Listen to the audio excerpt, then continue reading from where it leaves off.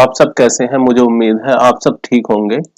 और जैसे आजकल हम देख रहे हैं कोरोना में सबसे ज्यादा ऑक्सीजन लेवल गिर रहा है। तो उसके बारे में हमें इंफॉर्मेशन होनी चाहिए, हमें जानकारी होनी चाहिए कि कैसे इसे मेंटेन कर सकते हैं और कैसे पता लगा सकते हैं कि कब गंभीर संकेत है और कब हमें डॉक्टर की जरूरत पड़ती है। तो इसलिए मैंने कुछ एम्स के डॉक्टर हैं जो हाईली क्वालिफाइड डॉक्टर्स हैं, उनके आर्टिकल्स से और डब्ल्यूएचओ की गाइडलाइन से कुछ अपनी हमारी तुम्हारी जानकारी में होनी चाहिए ऐसी चीजें कुछ मैं बताना चाहता हूं। और जैसे सबसे पहले हम समझेंगे ऑक्सीजन का लेवल कितना होना चाहिए। एक्सपर्ट के मुताबिक ऑक्सीजन लेवल 94 से 100 के बीच हमारे स्वास्थ्य का संकेत है, यानी अगर 94 से 100 के बीच होता है तो बहुत ही अच्छा है। अगर 94 यानी 94 से नीचे जाता है तो हाइपोक्सेमिया को ट्रिगर कर सकता है, मींस के ऑक्सीजन की कमी हो सकती है। जैसे जैसे ऑक्सीजन सपोर्ट की जरूरत कब पड़ती है, जैसे सांस फूलना, छाती में दर्द या सांस में तकलीफ शरीर में ऑक्सीजन के प्रभावित होने का संकेत है। और 91 से नीचे ऑक्सीजन, यदि शरीर में ऑक्सीजन 95 से ऊपर है तो घबराने की बात नहीं है। अगर ऑक्सीजन लेवल 91 से 94 के बीच है तो उसे लगातार मॉनिटर की जरूरत है कि उससे कम ना हो। अब जैसे छाती या फेफड़ों में दर्द, कोरोना मरीजों में ऑक्सीजन लेवल अचानक से गिरना खतरनाक हो सकता है। इस दौरान अगर आपकी छाती में दर्द, सांस लेने में तकलीफ, सीने में दबाव, लगातार खांसी, बेचैनी और बहुत बहुत तेज सिर दर्द हो रहा है तो डॉक्टर की मदद की जरूरत पड़ सकती है। ऐसी कंडीशन में अस्पताल में तुरंत भर्ती करें। हेल्थ एक्सपर्ट का कहना है कि लगातार भाप लेने से गले और फेफड़े से बीच की नली को नुकसान हो सकता है, जो कोरोना के लक्षणों को और गंभीर बना सकता है। मींस कि हम डॉक्टरों की सलाह है कि अगर अब आप भाप ले रहे हैं तो उसे मात्र दिन में 3 बार ही ले, उससे ज्यादा ना ले। शरीर में ऑक्सीजन की कमी के क्या क्या लक्षण और क्या क्या सिम्टम हो सकते हैं, जैसे सांस लेने में दिक्कत होगी, कठिनाई होगी, सांस फूलने लगेगा और सीने में दर्द या जलन होना, थकान महसूस करना, होठों व चेहरे का रंग नीला पड़ना और चलने व उठने में समस्या। अगर ये दिक्कतें हैं तो मान लीजिए आपकी ऑक्सीजन की कमी आपके आपके शरीर में होने वाली है या हो चुकी है। अब जैसे शरीर में ऑक्सीजन की कमी के क्या कारण हो सकते हैं। शरीर में ऑक्सीजन की कमी के कई कारण होते हैं जो व्यक्ति की लाइफ स्टाइल पर निर्भर करते हैं। जो लोग बहुत अधिक आलस भरपूर जीवन शैली जीते हैं यानी फिजिकल एक्टिविटी नहीं करते, उनके शरीर में भी ऑक्सीजन की कमी हो जाती है।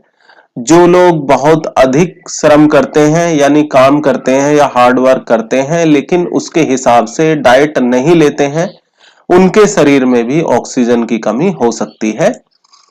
जिन लोगों के भोजन में आयरन की मात्रा कम होती है वे लंबे समय तक इस तरह का भोजन लेते रहें तो उनके शरीर में भी ऑक्सीजन की कमी हो सकती है, क्योंकि फेफड़ों सहित पूरे शरीर में ऑक्सीजन का प्रवाह करने में आयरन का महत्वपूर्ण भूमिका निभाता है।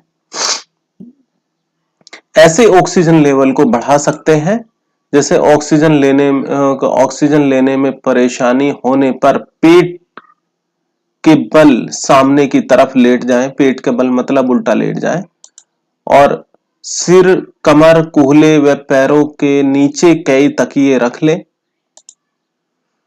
आपका सिर आरामदायक स्थिति में हो। 1 से 2 घंटे में अपनी पोजीशन को बदल लें।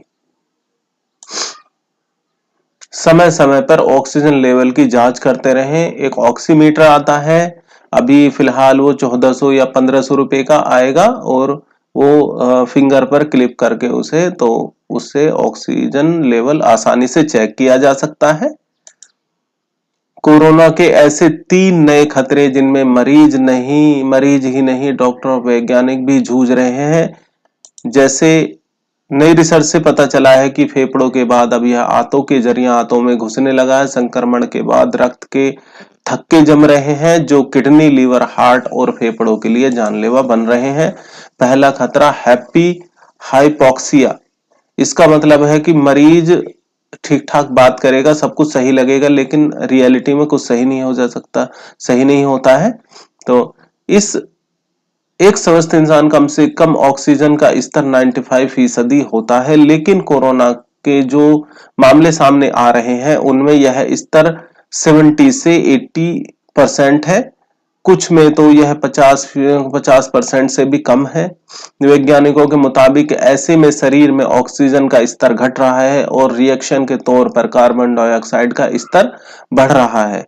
यह स्थिति काफी घातक है। फेफड़ों में सूजन आने पर ऑक्सीजन आसानी से रक्त में नहीं मिल पाती है। यह जानलेवा साबित हो रहा है।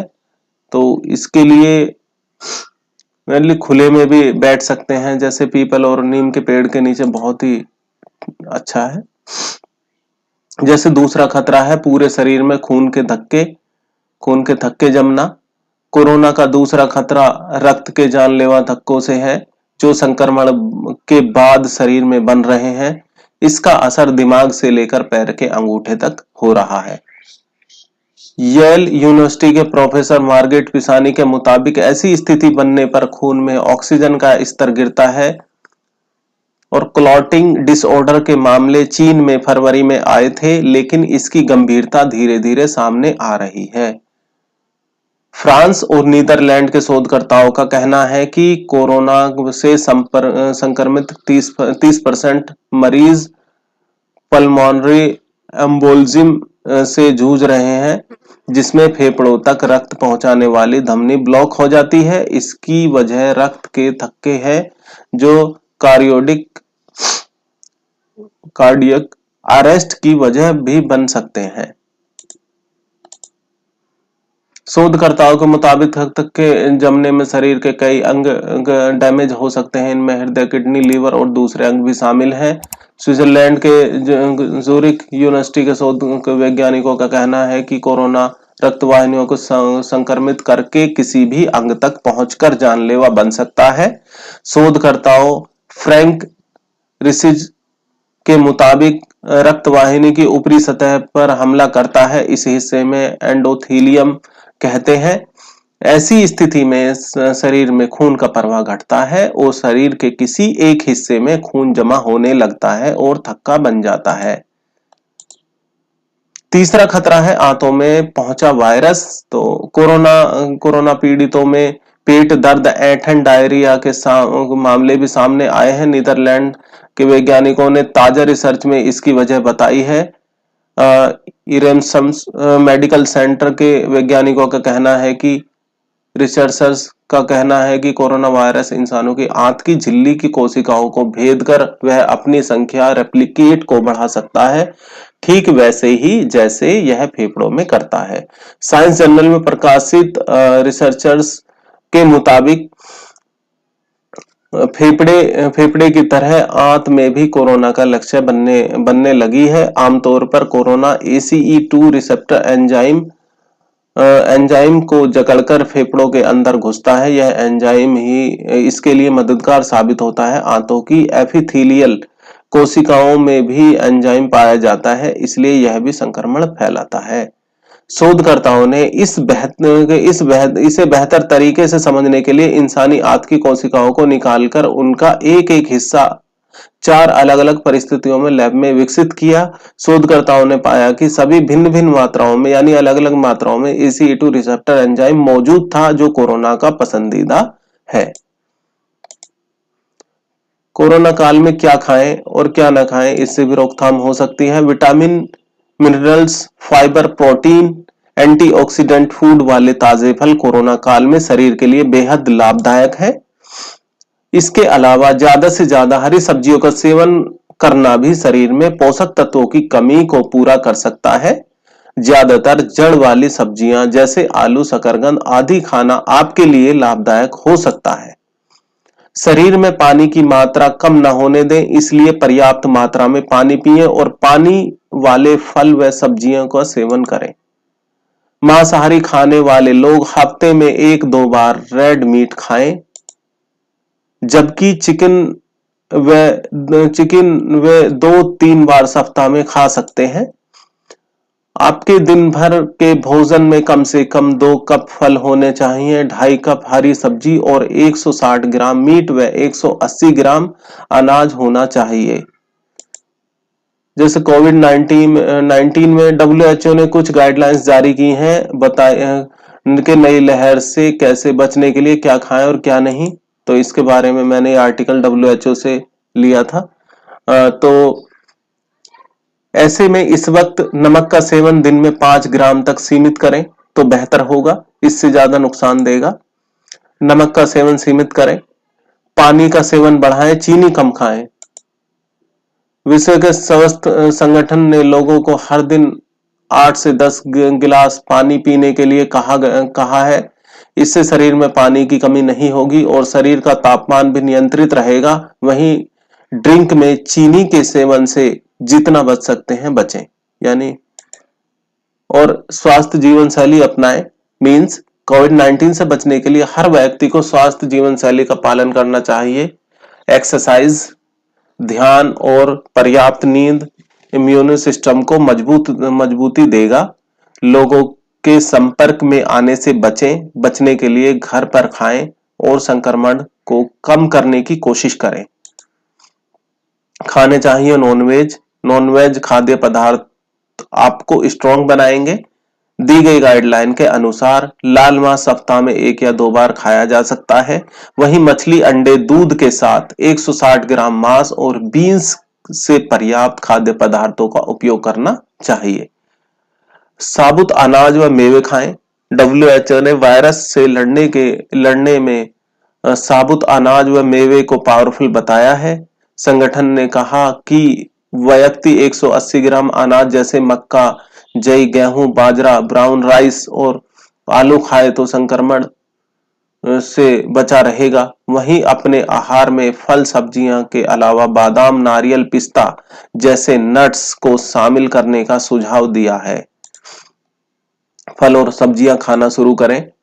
कोविड-19 की दूसरी लहर बेहद डरावनी है। इससे बचने के लिए जितने पोषक तत्व खा सकते हैं खूब खाएं। विश्व स्वास्थ्य संगठन ने निर्देश दिए हैं कि संक्रमण से दूर रहना है। तो अमरूद, सेब, केला, स्ट्रॉबेरी, अंगूर, अनानास, पपीता, नारंगी, प्यूमेला, लॉन्गमैन जैसे फलों का 2 कप के सर्विंग साइज के साथ खाएं। वही बात अगर सब्जियों की हो तो हरी बेल, मिर्च, लहसुन, अदरक, केल, धनिया, हरी मिर्च, ब्रोकोली, फली 5 सर्विंग्स के साथ खानी चाहिए। स्नैक्स के शौकीनों को चीनी, नमक और वसा में उच्च खाद्य पदार्थ के बजाय ताजे फल, कच्ची सब्जियों का सेवन करना चाहिए। यह इम्यून सिस्टम में सुधार के लिए बहुत फायदेमंद है। संक्रमण से बचने के लिए फॉलो करें किचन टिप्स। तो खाने से पहले फल और सब्जियों को पानी से धो लें। उपयोग करने से पहले और बाद में हर वस्तु को सतह को धोने की आदत डालें। पक्के और कच्चे खाद्य पदार्थों को हमेशा अलग रखें।